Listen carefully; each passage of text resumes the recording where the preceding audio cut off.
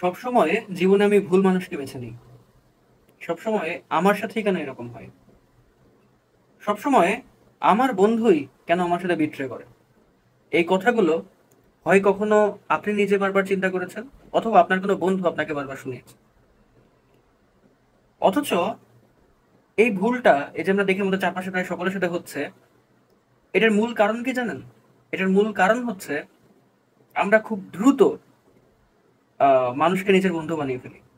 আমাদের চারপাশে কারা থাকবে না থাকবে, কাদেরকে আমাদের পাশে রাখলে আমরা ইন্সপায়ার্ড থাকবো, কাদেরকে পাশে রাখলে আমরা ডিমোটিভেটেড হয়ে যাব, এ সম্পর্কে আমাদের আসলে কোনো হিতাহিত জ্ঞান থাকে না কখনোই। আর এই ভুল ডিসিশন আমাদের জীবনে এমন পরিস্থিতি তৈরি করে যেখান থেকে আমরা একটা পর্যায়ে কখনো বের হয়ে আসতে পারি না। আমরা ট্রমাটাইজড হয়ে যাই, আমরা নিজেদের জীবনের প্রতি বিতৃষ্ণা এনে ফেলি, আবার আমরা অনেক সময় ভালো কিছু করব এখান থেকে নিজেদেরকে সরিয়ে নিই। এক্ষেত্রে আমার যেটা মনে হয়, আমরা প্রায়শই আহ, যদি খুব দ্রুত কাউকে বন্ধু হিসেবে বেছে না নিই, তাহলে এই ঝামেলা থেকে আমরা কিন্তু পরিত্রাণ পেতে পারি। চিন্তা করেন, আপনি ভার্সিটি জীবনে প্রথম দিন ক্লাসে গেলেন, আপনি 10 জন মানুষকে দেখলেন, তার মধ্যে আপনি আপনার প্রথম দেখায় ভালো লাগলো 5 জন কি 6 জনকে, তাদেরকে আপনি আপনার ফ্রেন্ড বানিয়ে ফেললেন। আপনি আপনার ভার্সিটি জীবনে যাদেরকে প্রথম দেখলেন, এর আগে যাদেরকে আপনি চেনেন না, জানেন না, তাদেরকে হঠাৎ করে প্রথম দিনই বন্ধু বানিয়ে ফেলেন। তারা কোন পরিবেশ থেকে উঠে এসেছে, তাদের জীবনের কোনো গোল আছে কিনা, বা আদৌ গোল আছে কিনা, আম, সেই ব্যাপারগুলো না জেনেই আপনি তাকে বন্ধু বানিয়ে ফেললেন।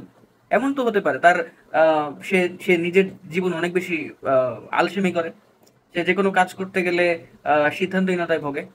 তাহলে এরকম কোনো বন্ধু যদি আপনি আপনার জীবনে এনে ফেলেন, তাহলে চিন্তা করেন তো, আপনিও সেই সিদ্ধান্তহীনতার একটা মানে কি বলা যায়, আপনার বন্ধু যদি এটা করে, আপনিও সেখান থেকে সেটাই শিখবেন। তো আপনিও আপনার প্রতিটা কাজে ডিসিশন মেকিং এ সব সময় দেরি করবেন, অথবা আলসে হয়ে পড়বেন, অথবা তার সাথে মিশলে আপনি নিজের কাজ বাদ দিয়ে প্রচুর হ্যাংআউটস করে বেড়াবেন।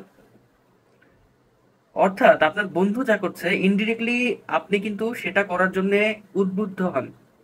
তাই যখনই বন্ধু নির্বাচন করবেন, যখনই লাইফ পার্টনার চুজ করবেন, সে সময় অবশ্যই এই ব্যাপারটা মাথায় রাখবেন।